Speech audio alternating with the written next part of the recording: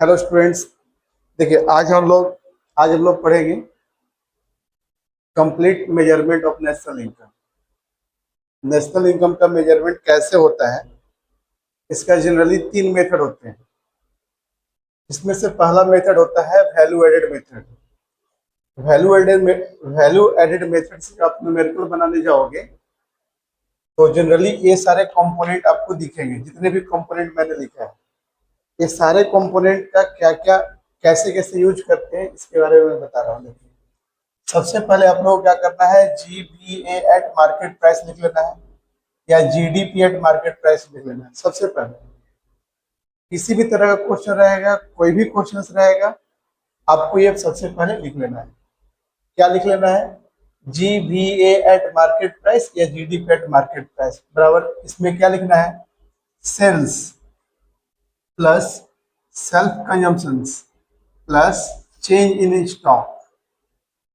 Change in stock उसको हम लोग डेल्टा स्टॉक से भी दिखाते हैं, और माइनस इंटरमीडिएट कंजम्पशन होता है जिसको हम लोग परचेज ऑफ रॉ मटेरियल्स भी हम लोग कहते हैं। क्लियर। अब देखो, सेल्स जो होता है इसको दो भाग में बांटते हैं हम लोग। सेल्स का दो पार्ट होता है, एक होता है डोमेस्टिक सेल्स और एक होता है एक्सपोर्ट। अगर ये दोनों दिया हुआ है, आप ये दोनों को जोड़ देना, ये दोनों को जोड़ने से आपका सेल्स निकल जाएगा। डोमेस्टिक सेल्स का 3 पार्ट होता है। एक देखो, फर्म के द्वारा बेचा गया, मतलब कि firm A sales, firm B sales, firm C sales, ऐसे करके दिया रहेगा न्यूमेरिकल्स में आपका। तो आप इसको ले लोगे। इसके बाद आपको एक मतलब कि देखना है कि हाउस होल्ड सेल दिया है कि नहीं। अगर हाउस होल्ड सेल दिया है तो फिर अब ऐड करेंगे इसी में, फर्म वाले सेल्स में। फिर देखो, गवर्नमेंट सेल्स भी अगर दिया है तो इसको भी जोड़ेंगे, ये तीनों को ऐड कर लेंगे। अगर हम ये तीनों को ऐड करते हैं तो मेरा निकल जाएगा domestic sales.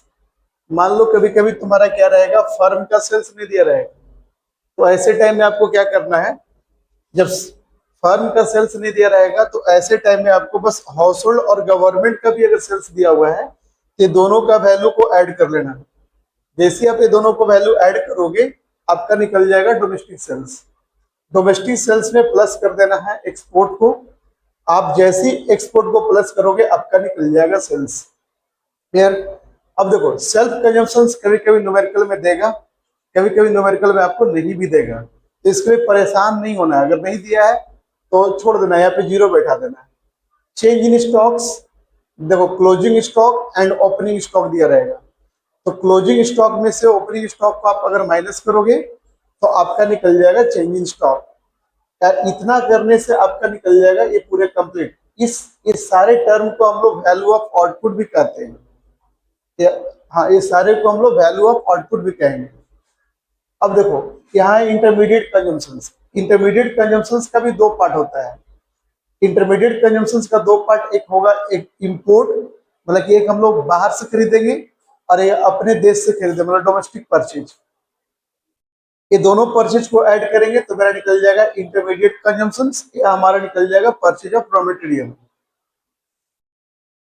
Purchase, domestic purchase को 2 पार्ट में बांटा गया, हालांकि कभी कभी 3 पार्ट भी इसका दिया रहेगा।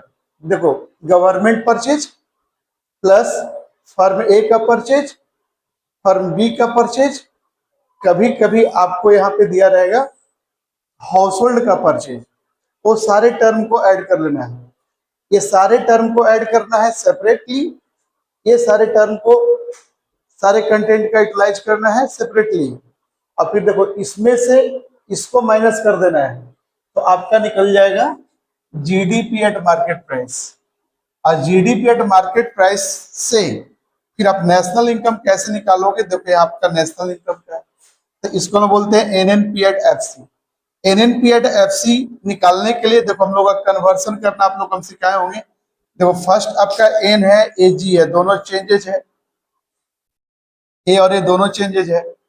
तो जब अलग अलग है तो इसका काम हम लोग करेंगे। तो देखो, इसका हम लोग एक करके दिखाएंगे। फिर देखो, ये नेशनल है, ये डोमेस्टिक है, इसका भी चेंज होगा। P और P दोनों सेम है, इसका कोई चेंज नहीं होगा। FC और MP है, इसका कोई चेंजेस नहीं होगा, मतलब इसका चेंजेस होगा। तो ये सब हम लोग चेंजेस करेंगे। देखो, पहला को डेप्रिसिएशन माइनस होगा, दूसरा में तुम्हारा NFIA होगा और तीसरा में तुम्हारा NIT होगा। अगर आप इसके बारे में विशेष जानकारी अगर आप चाहते हैं तो हमारा ऑफलाइन क्लासेस आप ज्वाइन कर सकते हैं। Thank you.